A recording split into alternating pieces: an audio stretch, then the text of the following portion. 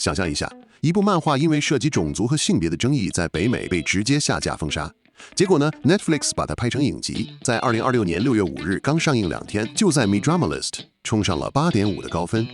連 IMDB 的評分也直逼8.2。這部劇就是《鐵拳教育》。老頭 Z 看完這10集，整個人是又爽又痛。爽的是裡面的動作戲拳拳到肉，痛的是他把東亞教育崩潰的底細用最殘暴的方式給扒了下來。這到底是拯救教育的解藥，還是一劑讓人上癮的毒藥？在影片開始前，老頭子要先拜托各位一件事：如果你也跟老头子一樣，受夠了那些只會給爛片貼金的公關影評，想聽最直白、最不留情面的實話，現在就动动你的手指，點個訂閱。老頭 Z 的觀測站不賣慘不說教，只用看片30年的老骨頭，幫你篩選出真正值得熬夜看完的神作。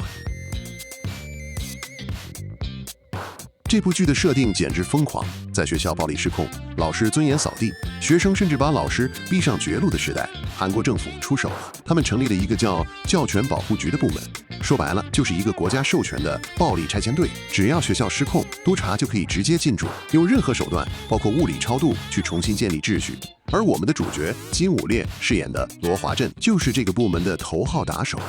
他西裝筆挺，開着跑車，看起來像個優雅的紳士，但是功力深厚。只要一走進教室，面對那些嚣張跋扈的霸凌者，他連廢話都懶得說，直接掏出伸縮棍，微笑着把對方揍到懷疑人生。第1集那個情節，我看了都氣得直咬牙。一個有政客爸爸撐腰的權貴之子，在學校簡直是土皇帝，把同學當狗一樣折磨，甚至逼得被害者差點跳樓。這時候羅華鎮登場了，他沒有溫柔的勸導，也沒有無聊的寫悔過書，他用特種部隊的格鬥技巧，把霸凌者和他的跟班一拳一拳打進土裡。最絕的是，他還把過程錄下來，反過來威脅對方。那一幕，金武烈微笑着說：“這不是暴力，這是国家授权的教育。”看着那群剛才還气焰囂張的惡霸，現在跪在地上發抖。老頭 Z 在熒幕前簡直要站起來鼓掌。這就是這部劇拿到的流量密碼，他給了所有受夠了體制無能、司法軟弱的觀眾一劑最猛烈的強心針。金武烈的動作戲乾淨利落，他把一個披着羊皮的惡魔教師演得極具魅力。他不是那種滿嘴仁義道德的聖母，他是比惡人更惡的制裁者。這種以暴制暴的爽感，搭配李星民飾演的教育部長在幕後老謀深算的運籌帷幄，讓這部劇的前幾集節奏快到讓人窒息。但是這部劇真的只是為了讓你爽嗎？如果只是一部單純的爽片，它絕對拿不到 MeDramalist 8.5的高分。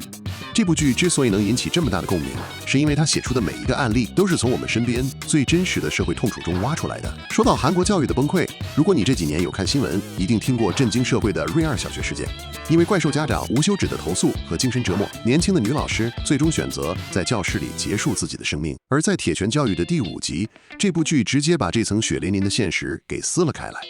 羅華鎮這一次沒有去打高中生，而是臥底，成為一所小學的代課老師。那裡的老師面臨着什麼？是學生的冷眼旁觀，是家長仗着自己有權有勢，對老師進行集體的精神施壓和霸凌。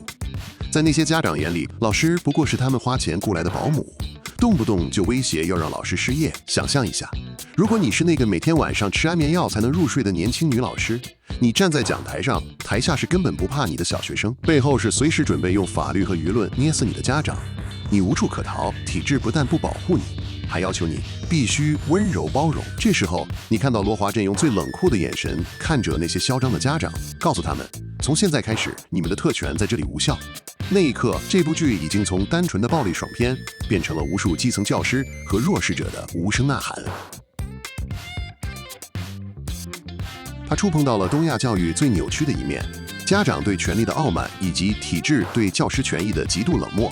現在的學生學壞了，不只是會用拳頭，還學會了用鍵盤。在第3集裡，林翰林督察面对的是一個粉絲100萬的學生網紅。這個學生為了流量和私利，在社群媒體上移花接木，散布虛假的影音，把一位認真負責的老師抹黑成體罰學生的惡魔，引導網民對老師進行毀滅性的網絡出征。這位老師在學校被指指點點，家裡電話被打爆，人生差點就此毀掉。想象一下，你是一個兢兢業業的老師，只因為沒給某個有錢人的小孩打高分，第2天你的照片就被發到網上，配上捏造的標題說你性騷擾或者收紅包。你的同事用異樣的眼光看你，校長暗示你自動辭職，成千上萬不認識的網友在留言區叫你去死。這時候你沒有任何澄清的機會，你的解釋在鋪天蓋地的網暴面前像微弱的蚊子叫。這種深入骨髓的無力和恐懼，你承受得住嗎？這就是為什麼當林漢林用直播把那個網紅學生的假面具撕下來時，我們才會覺得那麼解氣。而在第6集，他又把矛頭對準了另一個社會痛點——少年法。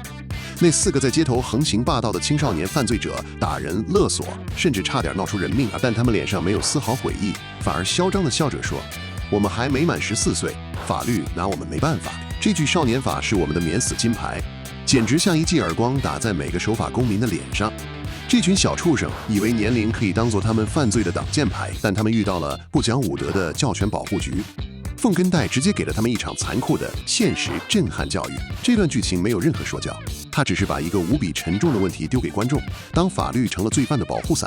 當受害者的眼淚換不來正義，我們該用什麼來守護底線？還有第8集，那個因為課業壓力崩潰的預科生，媽媽是個控制狂，為了讓兒子考上名校，逼他吃藥，監控他的一舉一動。這不就是我們身邊無數被升學地獄逼到窒息的孩子的縮影嗎？這部劇用最極端的戲劇張力，把這些看似光鮮亮麗，實則腐爛不堪的教育現狀，一個個攤在陽光下。可是看到這裡，我突然想潑一盆冷水。我們前面一直在為羅華鎮的鐵拳叫好，但你真的覺得靠拳頭就能解決這些問題嗎？如果把這部劇當作解決現實問題的答案，那真的是把事情想得太簡單了。這就不得不提到這部劇背後那個巨大的爭議。原作漫畫真教育在網絡上其實劣跡斑斑。漫畫第125話，因為畫了一個帶有種族歧視色彩的混血黑人學生，還用了種族侮辱詞彙，在北美被憤怒的讀者聯名抵制，最後無奈下架。甚至在性別議題上，漫畫也因為毆打女性主義教師而被罵到體無完膚。這也是為什麼在影集上映前，網絡上有那麼多抵制和抗議的聲音。我原本也很擔心 Netflix 會不會拍出一部宣揚極端排外和仇恨的作品，但幸好導演洪忠燦拉住了韁繩。他之前拍過《少年法庭》，知道怎麼在敏感的社會議題上找到平衡點。他自己接受訪談時說，劇版改編是帶着社會責任感的，他們去掉了原作中那些撕裂社會的爭議元素，把焦點重新放回保護受害者上。這是一個聰明的決定，但依然無法掩蓋這部作品的核心矛盾。這部劇在後半段，特別是最後2集，羅華鎮和他的團隊因為輿論壓力被停職，甚至要走入地下對抗學生幫派，這其實暴露了私刑教育的終極困境。當你授權一個部門可以用暴力解決問題，誰來監督這個部門？如果今天的督察不是羅華鎮，而是一個真正的暴君，那學校會變成什麼？這就是我覺得這部劇最值得深思的地方。以暴制暴是一劑止痛藥，它能讓你爽個10分鐘，但它治不好教育體制的癌症。當你看到羅華鎮用暴力馴服了學生，你感覺到了短暫的救贖。但當你回到現實，看到那些依然在痛苦掙扎的老師和學生，你會發現，現實中沒有教權保護局，也沒有金武烈來替你揮舞教鞭。如果你是那個在學校被欺負到走投无路的孩子，或者你是那個被怪獸家長逼到想跳樓的老師，你真的會希望有一個像羅華鎮這樣的惡魔督察出現嗎？即使他可能帶來更多的暴力與混亂，這就是我今天想留給你們的問題。如果你的孩子在學校面臨霸凌，而學校和法律都無能為力，你支持政府成立一個鐵拳教育的部門，用暴力來重整校園嗎？